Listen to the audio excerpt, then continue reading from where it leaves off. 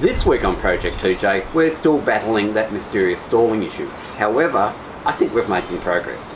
Stay tuned. Hey guys, my name's Daryl Sheether. Welcome to this episode of Project TJ. Now before we kick off, I've had some inquiries with regard to the Project TJ t-shirt, and I will have this and some other merch available shortly. Any money we make out of it will just go straight back into the build because she's not a cheap build. So keep an eye out for that. Now, with regard to the stalling issue we've been having, it's been running pretty good. Since we replaced the cats in the O2 sensor, she's been running pretty good. We have the occasional problem though, and it's mainly off the line, and I do notice it's from a non-throttle feeding throttle on position. I have also gone through and cleaned up all the earths, so anywhere where there's an earth on the body frame or engine mount has been sanded back, so we've got good connections there. We did have an issue the other week where this issue reared its ugly head quite severe, and it was when we were nearly out of fuel. The next day, as soon as I filled up with fuel that day, the issue just went away too. The next day we were on an incline and stalled out and wouldn't start, and it was a couple of minutes before she would start, but once it did start, it's run faultlessly since then. And I'm thinking, fuel pump? Or maybe there's some rubbish in the bottom of the fuel pump, rubbish in the tank. It's nothing in the lines, it's nothing in the fuel roll. I don't think it's a fuel injector because it just runs so well. And I have given it a hard time, trying to get this problem to arise. So, as such, we have bought a genuine Mopar fuel pump assembly from Rock Auto, which hasn't been all that expensive. It's a few $100. It's normally one unit. It's got the pump, it's got the fuel level sensor, it's got the fuel filter, all in the one unit. So isn't she a sexy beast?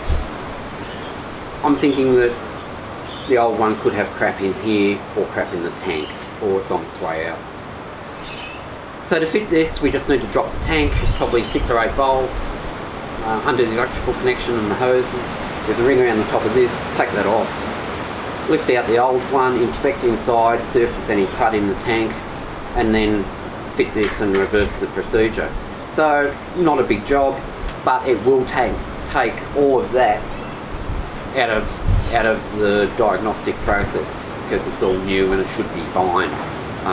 And we can rule out rubbish in the tank or anything. So let's fit this. Hopefully it'll sort our issues and we can get back to more modifications. That'd be good.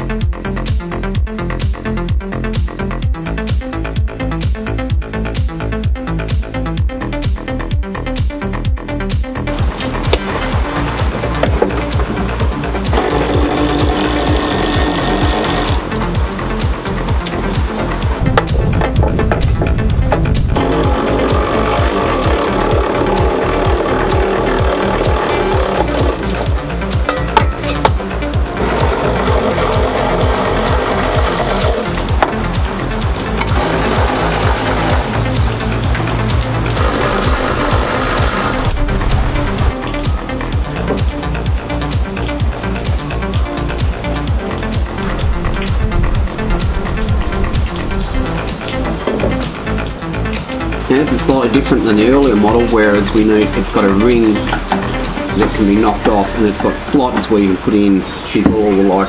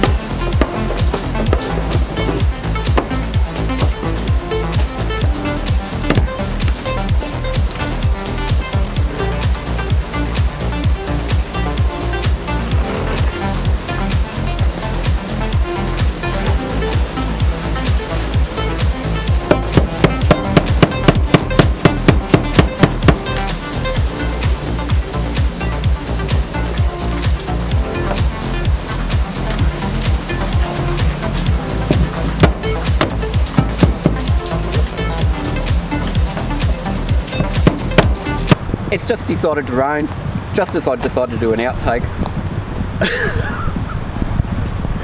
We've got the new fuel pump fitted. It seems to be going great. It'll be interesting to see what happens. I pulled the old one apart. It looked alright, but I don't know. So yeah, so I'm going to get out of the rain. Thanks for watching, guys, and we'll see you next time. Bye.